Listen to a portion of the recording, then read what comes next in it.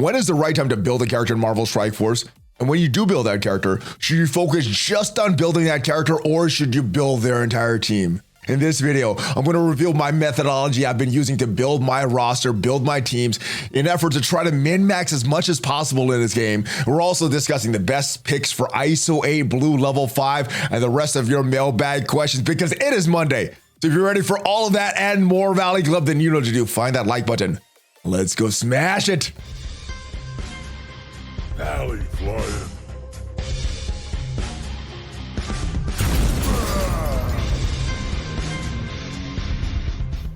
Hello, Valley Maniacs. Welcome back to the ValleyFlyin channel. I'm ValleyFlyin. Hope you're having a great day. Hope you had a great weekend. In this video, we were discussing a lot, including what are the best times to build a character. Should you focus on just one character, one team? We're also talking about the best picks for Iso-8 Blue Level 5. And if you want to see how I did on the orb opening with Iron Fist World War II, make sure you check out the video that I did earlier today. But if you haven't already subscribed, hit that subscribe button for more great Marvel Strike Force content on this channel, including mailbag videos like this where we answer your questions once a week from Discord. We also have news videos, tips, trick, gameplay videos, countdown lists, and a lot more to help you in Marvel Strike Force. But it is Mailbag Monday, so without further ado, let's go right into the mailbag, right into Discord to answer your questions. And the first question of the week comes from brother Mad Spider. Do you think I should be investing my War Dogs? Since I was able to do difficulty 8 of the Death Scourge with my 1 million power Bionic Avengers, I also have my Shuri at gear tier 15, my Okoye and Black Panther at gear tier 13, Black Panther 1 million BC and Nakia's at gear 12. I don't really want to invest for a team, only for war, and soon they will lose those bonuses in Crucible when this season ends. I'm wondering if I should just invest in my Invader team again. And I'm gonna go a little more into detail in this, but for me, my build order has always been starting with Arena, then going to Raids, then going to Crucible, and then because we're on a war casual alliance, as far as war, I'm just kind of using my leftover characters, teams that I've already built up for other game modes. Now, there is going to be an exception as far as some events coming up, maybe a Dark Dimension that you may not have completed. If you still don't have Apocalypse, I would still be focusing on that, or if there's some kind of limited time event, but more or less, I'm focused on Arena. And you've already beat the limited time event in the Death Scourge event that you need the War Dogs for. So you're good on that. As far as Arena, they're not used in Arena. They are used in, they're not really used in the raids either. So as far as my top 2 priorities, they're not really in that. Crucible, they are Crucible right now. They're very strong in Crucible, but more Crucible defense. So I would focus more on your offense teams before I start to build up the Wakandas and War Dogs. And only after that, if everything's done and I'm looking just for some fun teams, then I would start to build up teams that I would use in War. Now, with that said, I think the War Dogs are a very, very fun team. But if you don't like them, if you don't want to use them, I think everything that you need them for, you've either already completed or you don't enjoy. So I think in this instance, no, you don't need to build the War Dogs. Now, if you are someone that is not in the same case as Mad Spider and you're wondering whether you should build your War Dogs, well, how to answer the question, have already used them in a Death Scourge event? Are you done with the Death Scourge? If you have, they lose some value of that. Do you enjoy Crucible and Crucible defense and holding your opponents there? They do that very well.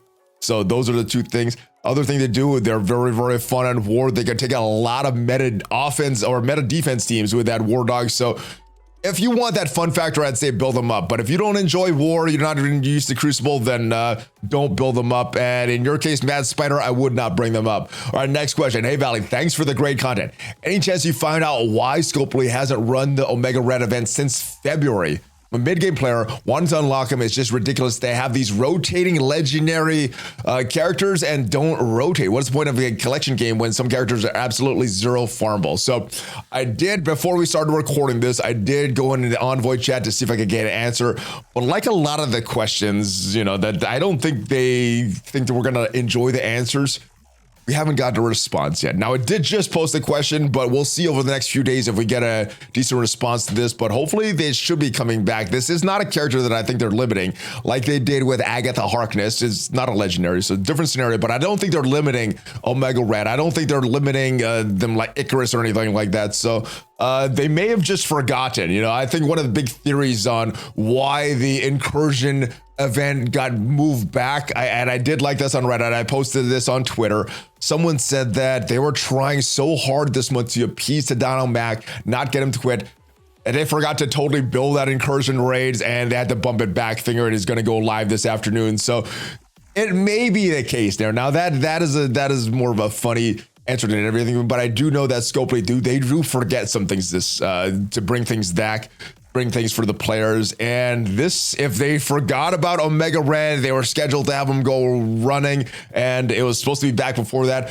But they got busy with some of the community backlash of this 5th anniversary that was going on, to Donald Mack quitting. They made it totally forgot to put it in the schedule, but we will find out an answer soon enough. I've asked the question, and hopefully we get a good answer, or maybe it just comes back, and that is it for us. Or that is it for that question, and they start to do things more on a rotational basis.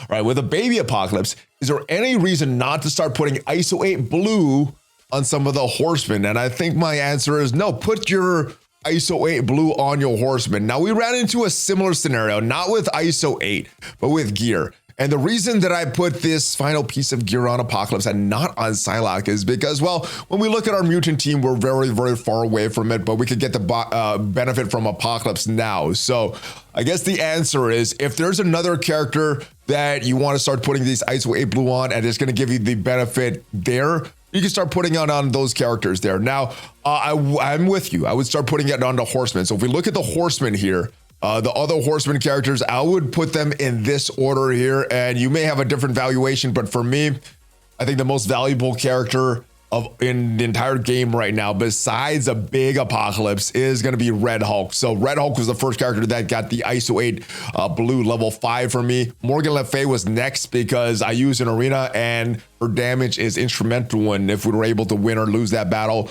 Rogue was the next character, and the next character that I will do is Archangel. I'm going to do all the Horsemen first.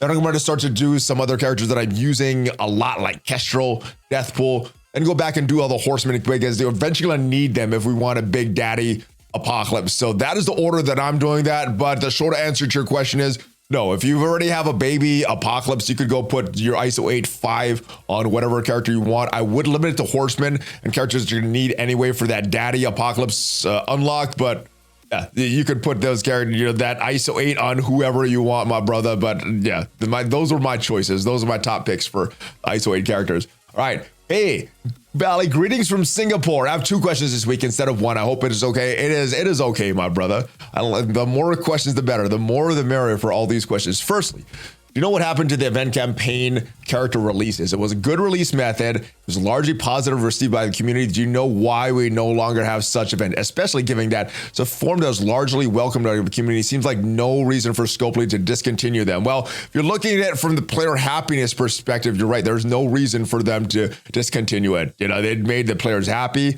It was a nice release method for getting shards out for these characters and getting us to max these characters a lot sooner. Now, if you look at it from Scopely's perspective, it would have been a little too generous.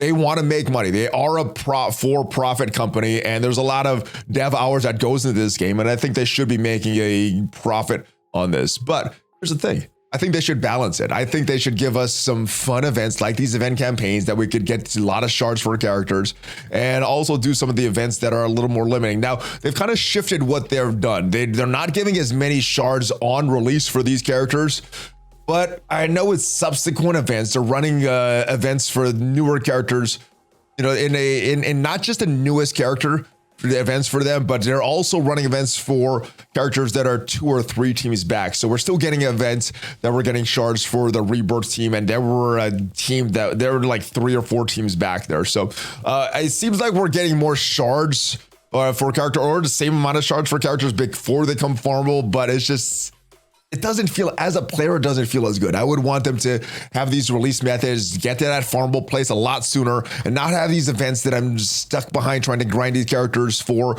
where they may or may not return. I'm someone that likes consistency, but they may have looked at the Scopely, they looked at their profits over the past year or so and said, hey, this was working well. This is a chase for Apocalypse. This not having event release characters, it made us a lot of money.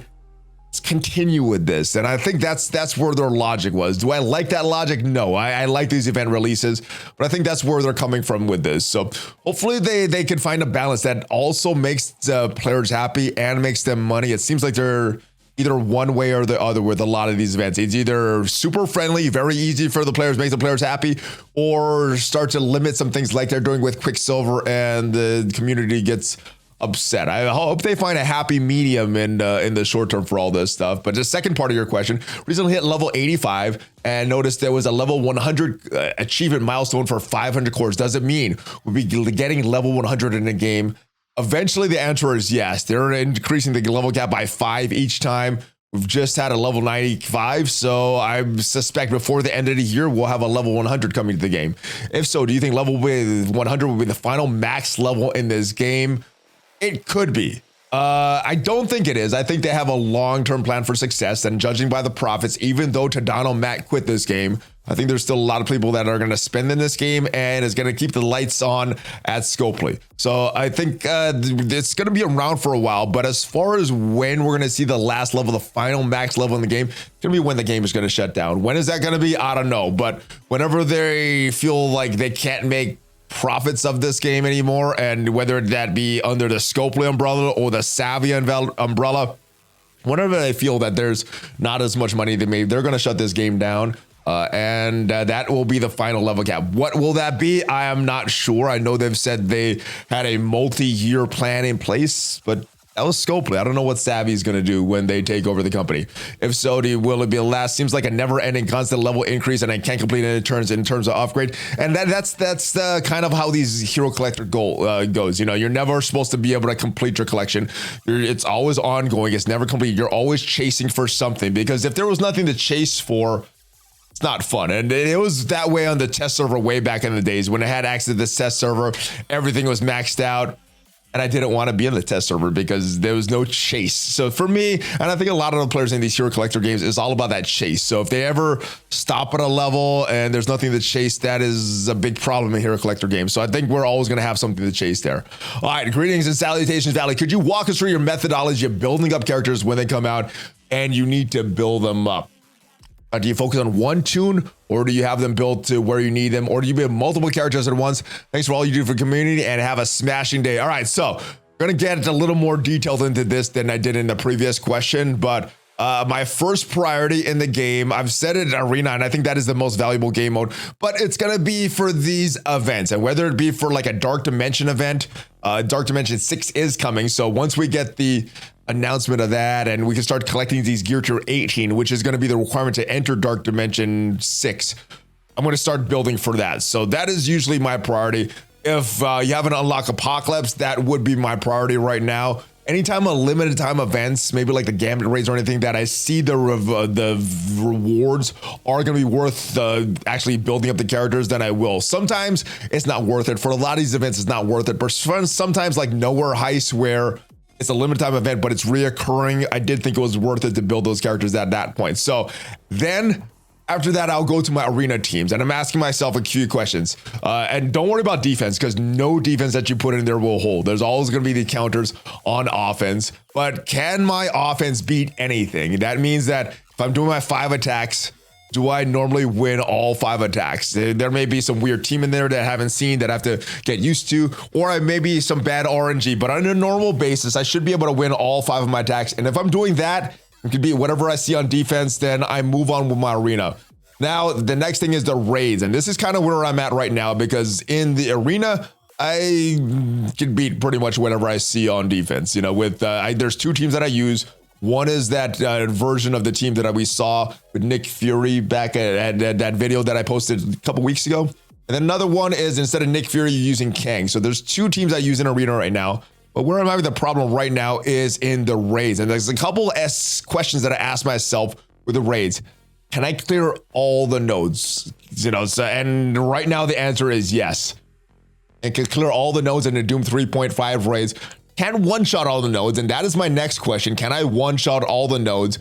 And for me, the answer is no. I'm not able to one-shot every single node in the skill section. So right now, I'm going back and building up my skill characters. I'm building up these invaders, hearing that they're able to sim if you build them up quick and built big enough that you can just sim all those skill lanes. And for me, that is an important node. You know, if I can one shot all the nodes, I want to build them up so I can one shot, so I can sim all these nodes, because that saves time. I'm looking for time savings as I'm building up these teams. So that is right now why I'm building up these invaders, building up Bucky Barnes right now. Worked on Nick Fury, then I worked on Captain America World War II, then I worked on Union Jack, and that's kind of how I'm building these teams right now. I'm picking a team that I'm building because this is the current problem that I have, and I'm investing in one character at a time. So Nick Fury, I've built him up from where he was back in the day. Then I went to Captain America World War II, got him up to level 85. Put the teal gear on him. Then I went Union Jack, put him up to level 85. Now I'm on Bucky Barnes.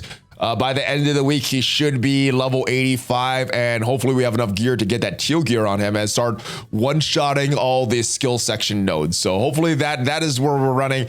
Next, after the raids, though, then I'm going to Crucible. Can I clear all the rooms? If I can't clear all the rooms, what do I need on offense? Who do I need powered up so I can clear every single node? After that, can I one-shot all those rooms? Because clearing all the rooms is one thing, but if you're doing it in 3 attempts, that is not a very efficient score. So I'm wanting to one-shot all of those. If I can do all that, then I start to look at my defense and my efficiency as far as that. And war, like I said, I'm not really focused on war teams. I'm not really focused on building up war teams. I'm building other teams for other purposes, and if that has some overlap with war, then that is what I'm using at war. But that's how I'm building these teams, guys. Those are the order that I build these teams in. And I pick a team, I build up one character at a time in that team. Now, there are specific instances where just building up that one character is all I need to accomplish one of my goals in Marvel Strike Force. Well, and if doing that, then that is what I'll build up. So maybe like a Dark Dimension or Apocalypse or something. There's one character I need, I will go back and build that character up. But in general, I'm building up one character at a time in that team and getting him to a certain level. So right now with Nick Fury, he's already at level 90. I'm going to get Bucky Barnes up to 85, and then I'm going to start going back to some of these other characters, getting them to level 90 as well. So I'm sort of building him at once, sort of building him at the same time. But yeah, it's there's too much gold and training mats that you need to build multiple characters at a time. So focusing on one character at a time, but it's within that team is how I'm building them. So hopefully that makes sense, and hopefully that makes whatever you're doing with your character building or team building a little more effective, and puts it not so much at just what feels good. You know, this team is a great team, I like them, they feel good.